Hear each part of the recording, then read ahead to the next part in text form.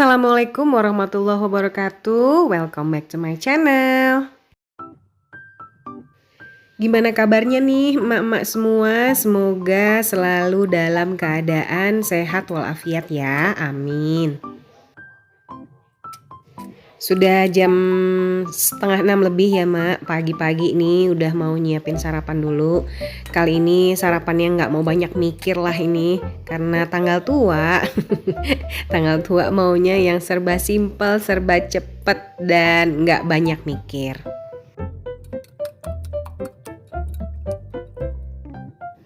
Dan kebetulan di kulkas juga stoknya cuma segini-gininya, telur cuma tinggal 2, sosis cuma tinggal 2 juga, kemudian nuggetnya ada 4. Ya udahlah, semuanya dimasak aja pagi ini.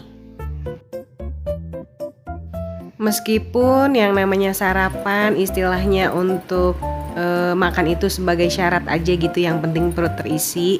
Kalau saya meskipun yang penting perut terisi, harus ada cukup protein dan karbohidrat ya mak, supaya kita ini bisa bertahan sampai jam-jam kritis nanti. Dan kalau misalnya badan kita tidak diperhatikan, takutnya nanti mereka pada ngambek dan bikin kita sakit, malah jadi tambah lama, urusan rumah tangga juga jadi runyam gitu ya. Masya Allah, mudah-mudahan semoga kita selalu diberikan kesehatan sama Allah, amin. Ini saya sedang menyiapkan bekal untuk paksu ke kantor untuk kerja nanti ya mak. Ya, ini sekedar roti tawar isi selai seperti ini lebih baik daripada dia jajan-jajan di luar. Jajan, kalau dibiasakan jajan juga tidak baik dan tidak sehat. Tidak baik untuk keuangan dan tidak sehat untuk badan, seperti itu ya mak. Jadi usahakan sebisa mungkin kita sediakan dan selalu bawakan bekal untuk suami. Dan mohon maaf, ini botol minumnya bukan so imut ya, karena ini cuma memanfaatkan banyaknya kapasitas dalam botol, karena botol yang lain itu buat suami saya isinya kurang. Setelah selesai bikin sarapan simpel tadi, saya nggak lupa juga untuk ketemu teman-teman cantik saya yang baru, alias bunga-bunga. Kata tukang bunganya, menyiram bunganya itu cukup 2 kali sehari, pagi dan sore. Lumayan juga nih tanggal tua, lihat yang glowing, lihat yang indah-indah, yang berwarna-warni. Aduh, tanggal tua, oh tanggal tua. Kenapa harus ada tanggal tua ya mak? Padahal tanggalan mah gitu-gitu aja, tiap bulan, tiap tahun. Semoga kita masih bisa tetap untuk bersyukur di tanggal dan bulan berapapun itu, amin. By the way, kayaknya emak-emak atau yang nonton channel ini tuh kayaknya interest banget sama yang berhubungan dengan penghematan, khususnya keuangan rumah tangga ya. Jadi kalau saya pengen santai aja, sedikit nggak ngebahas tentang itu, view-nya juga ikutan santai gitu, alias drop. Ya nggak apa-apa ya mak. Setiap viewers juga, setiap penonton kan punya kesukaannya masing-masing ya. Cuma saya kadang kepengen nyantai gitu, nggak mikirin, nggak ngonsep dulu apa yang mau saya sampein. Tapi ya demi emak-emak, saya berusaha buat video yang lebih menarik lagi setiap minggunya. Apa perlu ya buat video 2 kali seminggu? Menurut emak-emak gimana sih?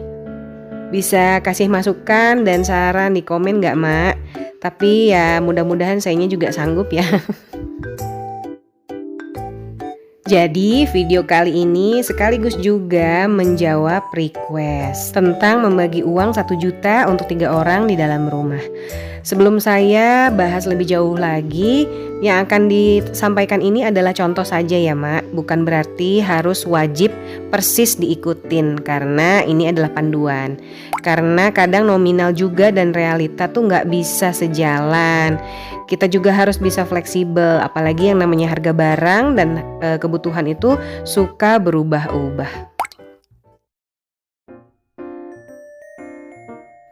Sebelum menghitung dan menjumlah jambleh, uang 1 juta dipakai untuk apa aja, baiknya kita melakukan dulu beberapa step ini agar bisa lebih fokus dan tahu berapa yang harus kita keluarkan. Sambil menonton saya memasak makan siang, jangan lupa untuk menyimak videonya sampai tuntas. Jangan lupa juga untuk kasih like, komen, dan subscribe sebanyak-banyaknya. Terima kasih. Yang pertama, kita buat pembagian atau alokasi semua kebutuhan hidup kita dan keluarga. Pilah berdasarkan tingkat prioritasnya. Ada kebutuhan pokok yang dimana hidup kita nih akan terancam jika tidak terpenuhi. Ada kebutuhan penting tapi tidak pokok, yaitu kebutuhan yang tidak bikin kita mati, maaf ya Ma, jika kita tidak penuhi seperti listrik ataupun pendidikan anak.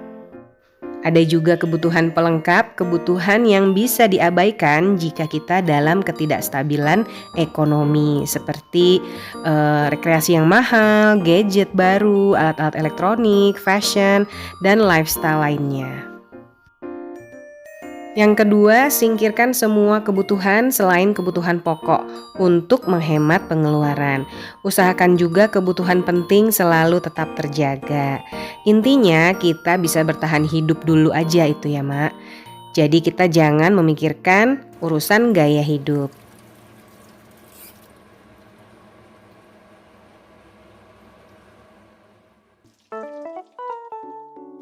Setelah 2 step tersebut dilakukan, barulah kita membuat rancangan anggaran kebutuhan pokok untuk sebulan ke depan. Misalnya, setelah dihitung pengeluaran maksimal bulanan kita adalah 500.000. Jadi tinggal kita kurangi saja penghasilan yang 1 juta dikurangi yang 500.000 itu. Jadi sisanya adalah 500.000. Pengeluaran maksimal kita 500.000 itu apa aja sih kira-kira? Kira-kira itu ada listrik 100.000, beras 200.000, bensin 100.000, dan pendidikan 100.000. Nah ini total keseluruhannya adalah 500.000. Jika dalam 1 bulan ada 30 hari, maka perhitungannya adalah pengeluaran kita itu nggak boleh lebih dari 16.000 per hari, karena 500.000-nya itu dibagi 30 hari. Dengan uang 16.000 per hari kita gunakan untuk beli bahan masakan atau makanan atau lauk pauk seperti itu ya Mak.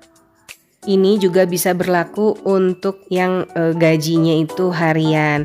Karena besaran gaji 1 juta itu pemasukan hariannya itu adalah 33.000 per hari.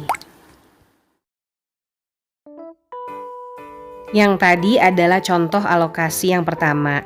Ada juga alokasi 1 juta yang bisa kita bagi seperti berikut ini ya Mak. Ada kebutuhan pokok senilai 500.000, kemudian cicilan 300.000, dan tabungan atau dana darurat 200.000. Kebutuhan pokok dipecah untuk uang tempat tinggal 200.000, kemudian ada uang makan 300.000. Untuk uang makan yang 300.000 per bulan berarti biaya makan per harinya maksimal adalah 10.000. 10.000 untuk apa aja? Alokasi beras misalnya 3.000 ditambah lauk 7.000. Jadi uang berasnya itu 90.000 per bulan, artinya 3.000 per hari untuk 2-3 kali makan sehari. Sedangkan uang lauk yang 7.000 bisa kita atur sesuai stok yang ada. Uang lauk ini diperoleh dari 210.000 per bulan sama dengan 7.000 per hari. Jadi kesimpulannya uang makan dibagi menjadi 2. Ada uang beras 90.000 dan uang lauk 210.000 per bulan. Lalu ada uang cicilan 300.000. Uang cicilan ini bisa digunakan untuk misalnya membayar hutang, membeli peralatan masak atau peralatan makan, atau juga untuk keperluan motor, kendaraan seperti itu ya. Dan kalau misalnya tidak ada hutang, tidak ada cicilan, peralatan makan juga sudah ada, sudah lengkap, alokasikan saja uangnya ini untuk kebutuhan yang lain.